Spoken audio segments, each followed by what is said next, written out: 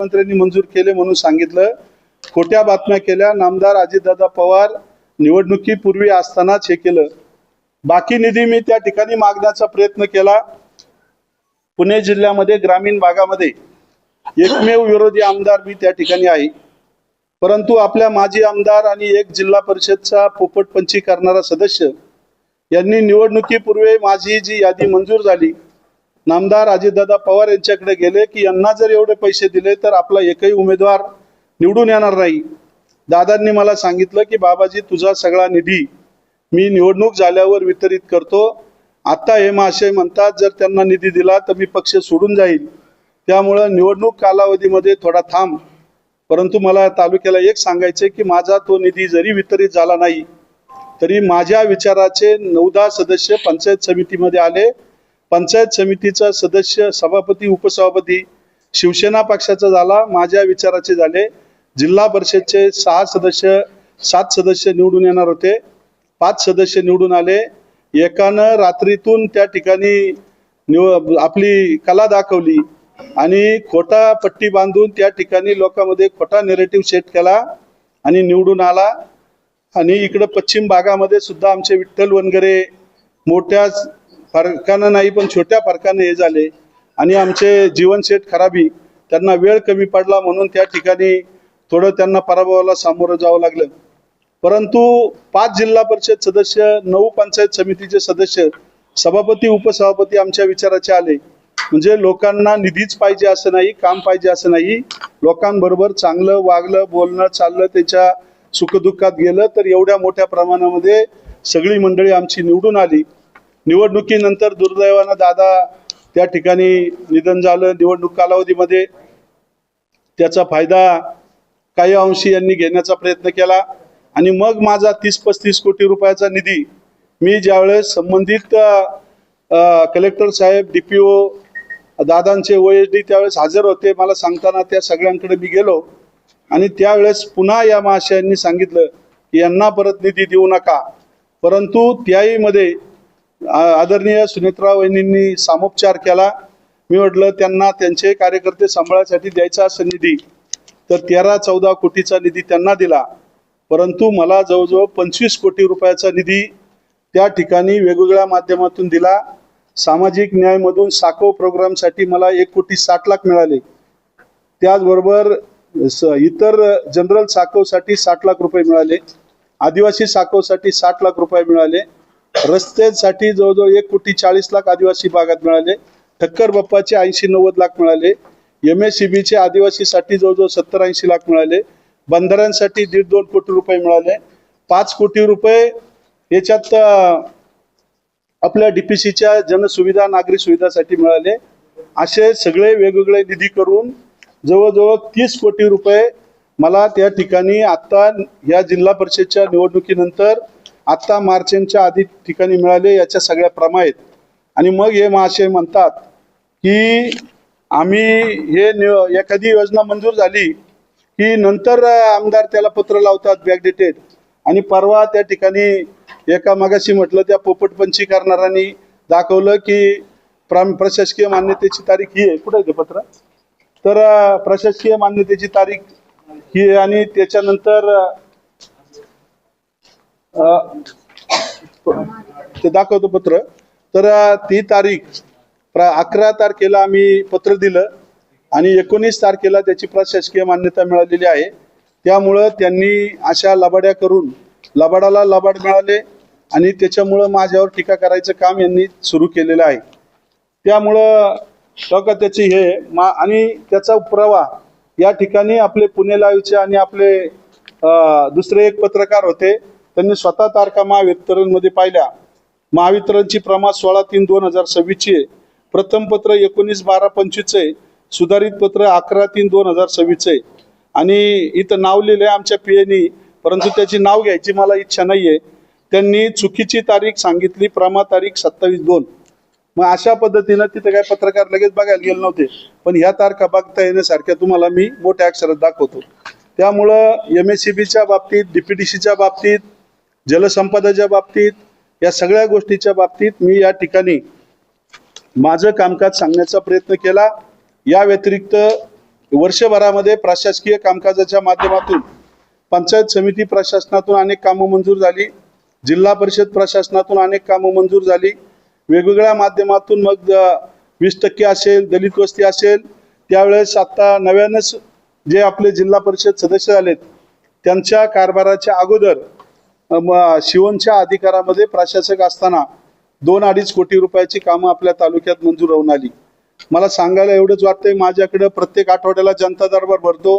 मी रोज सकाळपासून संध्याकाळपर्यंत मी असेल, माझी मुलं असेल, बायको, आमच्या कुटुंबातील सगळी मंडळी, हितचिंतक हे सगळी मंडळी सकाळपासून संध्याकाळपर्यंत प्रत्येकाच्या सुखदुःखामध्ये असतात. कुणी ना कुणी काहीतरी आमच्याकडे काम सांगत असतो. परंतु आजपर्यंत अनेकांनी आम्हाला कामं सांगितली, त्यातली बहुतांशी कामं आम्ही त्या ठिकाणी करण्याचा प्रयत्न करतोय. आमच्यावर जनतेचा विश्वास आहे. आणि मग या ठिकाणी नगर परिषदेच्या काळात यांचा माणूस निवडून नाही आला म्हणून यांनी टीका केली. सगळं सांगायला गेलो तर आता वेळ लागेल, पण नगर परिषदेत यांचाही कुठं नगराध्यक्ष आलेला नाही आणि यांनी लय गप्पा मारण्यात उपयोग नाहीये. तुम्ही जर 15 वर्ष सत्ता भोगत होते, तुमची वर सत्ता होती, तर तुम्हाला या ठिकाणी 3ही नगर परिषदेत तुमचे नगराध्यक्ष हवे होते. उलट आम्ही जे किरण अय्यर आहेत त्यांना आमच्याकडून असते तर 2-2 मतांनी निवडून आले असते, पण तुमच्याकडे गेल्याच्या नंतर लोकांनी कलाटणी खाली आणि एका चांगल्या किरण अय्यर सारख्या माणसाला त्या ठिकाणी तुमच्यामुळे पराभव पत्करावा लागला. अनेक गोष्टी या ठिकाणी आहेत. आणि मग त्या ठिकाणी परवा त्यांनी सांगितलं की डीपीडीसीच्या बाबतीत, इतर सगळ्या गोष्टीच्या बाबतीत मी या ठिकाणी आपल्याला आढावा देण्याचा प्रयत्न या ठिकाणी केलेला आहे. पर्यटनाच्या बाबतीत या ठिकाणी केलेला आहे. आणि मग त्यांनी त्याच्यात सांगितलं की हे सर्व पक्षीयांना फसवतात. मी शिवसेना उद्धव बाळासाहेब ठाकरे पक्षाचा आमदार म्हणून माझ्या हातात शिवबंधन आदरणीय उद्धव बाळासाहेब ठाकरे यांनी बांधलेलं आहे, ते तसंच आहे. त्याच्या अगोदरचं जुनं झालेलं माननीय सुरेश भाऊ गोरेंनी बांधलंय. त्यामुळे मी शिवसेनेशी एकदम बांधील आमदार आहे. हे सर्व असताना हे म्हणतात की ते चंद्रकांत दादाच्या मीटिंगला जातात, ते सुनेत्रा वहिनीकडे जातात. सुनेत्रा वहिनी पालकमंत्री आहे, मी त्या सभागृहाचा सदस्य आहे, मला त्यांच्याकडे कामासाठी जाणंच आहे. सत्ता तुमची आहे, त्यामुळं मंत्री महोदय तुमचे आहेत, त्यामुळं मला प्रत्येक पक्षाचा कुणीही जरी आमदार किंवा मंत्री असेल त्यांच्याकडे कामासाठी जावं लागतं. त्यामुळं मी कुणालाही फसवत नाही. मी फक्त तालुक्याच्या जनतेसाठी कामं आणायची म्हणून कोणत्याही पक्षाच्या मंत्र्याच्या दारात जाणं हे माझं कर्तव्य आहे. आणि ते कर्तव्य मी कमीपणा समजत नाही. त्यातून माझा आणि तालुक्याचा फायदा, माझा म्हणण्यापेक्षा तालुक्याच्या विकास कामांचा फायदा आहे आणि तो नक्की या ठिकाणी होतोय. ह्या सगळ्या गोष्टी पाहता यांची तळपायाची आग मस्तकाला गेली. एखादी गोष्ट इथं मंजूर झाली की लगेच त्या अधिकाऱ्याला फोन करणार, कसं काय मंजूर केलं, आपल्या पालकमंत्र्याची मान्यता घेतली का? तुम्हाला जर या तालुक्याचा जास्त विकास करायचा आहे तर माझं त्यांना आव्हान आहे, तुम्ही जसं आता डीपीसीतून मधून माझे 13 कोटी रुपये पळवले आणि तसेच तुम्ही शासनाकडून सुद्धा पाठपुरावा करा. प्रत्येक विभागामध्ये मी जसं आता प्रत्येक विभागाचं सांगितलं तिथं बसा आणि वेगळी काही कामं आणा. तालुक्याचा विकास अधिकचा व्हावा या विचाराचा मी आहे आणि आम्ही सगळे आहेत. त्यामुळं तुम्ही यापूर्वी सुद्धा अनेक पैसे आणायला पाहिजे होते, पण तुम्ही त्या ठिकाणी आणू शकत नाहीये. तुम्ही माझं काय चाललंय, मला पैसे मिळू नयेत, मी कसा उघड्यावर पडल आणि लोकांना कसं सांगता येईल की बुवा या विरोधी पक्षाचा आमदार. परवा तर ते मला डायरेक्ट म्हटले, या नालायक माणसाला लोकांनी कसं निवडून दिलं. आता मी नालायक आहे का तुम्ही 7 नालायक आहेत हे लोकांनी ठरवले. त्यामुळं तुम्हाला 1.5 वर्षापूर्वी 52,000 मतांनी घरी बसवले. त्या दिवशी मी सांगितलं की तुम्ही स्वतः सुधरून बोला. मी सुद्धा तालुक्याचा कारभार करायचा म्हणलो, मला शांतता पाळणं हे गरजेचं आहे. आणि मग अशा माध्यमातून हा व्यक्ती या ठिकाणी बेफान सुटलेला आहे. त्या मनावर कंट्रोल राहिलं नाहीये. त्यांचं काम कुठंच होत नाही. पहिले दादा असताना तरी व्हायचे, परंतु दादा गेल्याच्या नंतर यांना शिपाई सुद्धा विचारत नाहीये.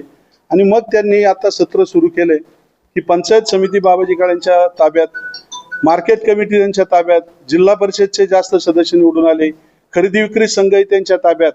आता पीडीसी बँकेत 10 वर्षाचा नियम आल्यामुळे ते सुद्धा आउट होणार आहेत. आणि मग खासदार आहे महाविकास आघाडीचा यांच्या विचाराचा. आणि मग यांच्या डोक्यात येतं की आता काहीच नाही, आपण यांच्यावर आता आरोप केल्याशिवाय आपलं काही दुकान चालणार नाही. त्यामुळं त्यांनी आरोप सत्र सुरू केलंय. त्या आरोपपत्राच्या माध्यमातून मी त्यांना भीक घालणार नाही. मी या तालुक्याचा संविधानिक आमदार आहे. मला लोकांनी निवडून दिले. तुम्ही पडलेले आमदार याची जाणीव ठेवा.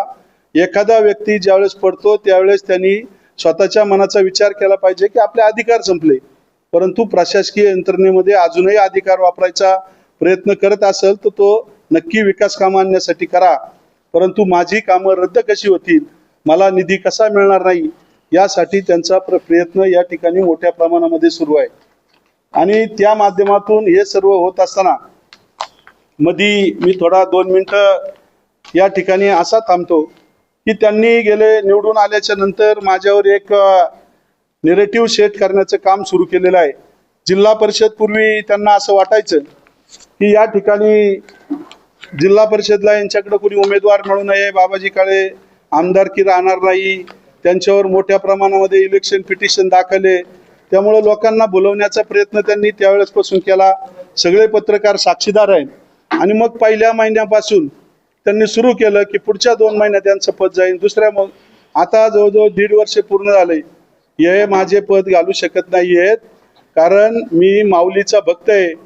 तुम्ही कोणत्या गोष्टीचे भक्त आहेत मला माहीत नाहीये, परंतु तुम्ही धडधाकट सांगता की सत्ता आमची आहे, त्यामुळे सत्तेपुढे शहाणपण चालत नाही.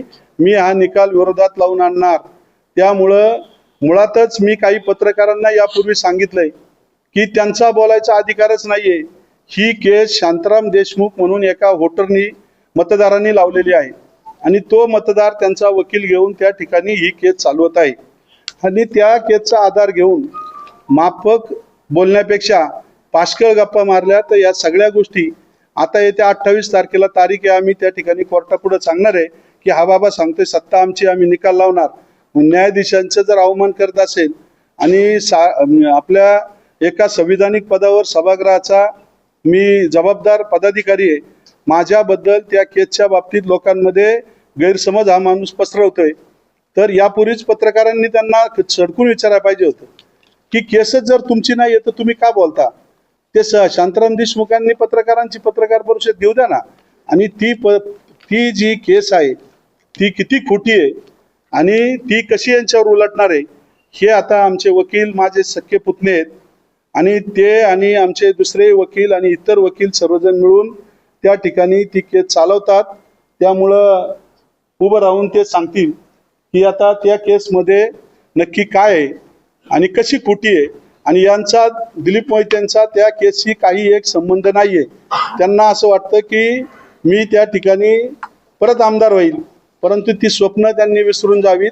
ती केस आम्ही उलट लवकर चालून कशी आमच्यासारखीच होणार आहे, लवकर चालवावी म्हणून लवकर तारखा घेतोय आणि तिचा निकाल 2 महिन्यात लागून यांना तोंडावर पडल्याशिवाय ते राहणार नाही. त्यामुळं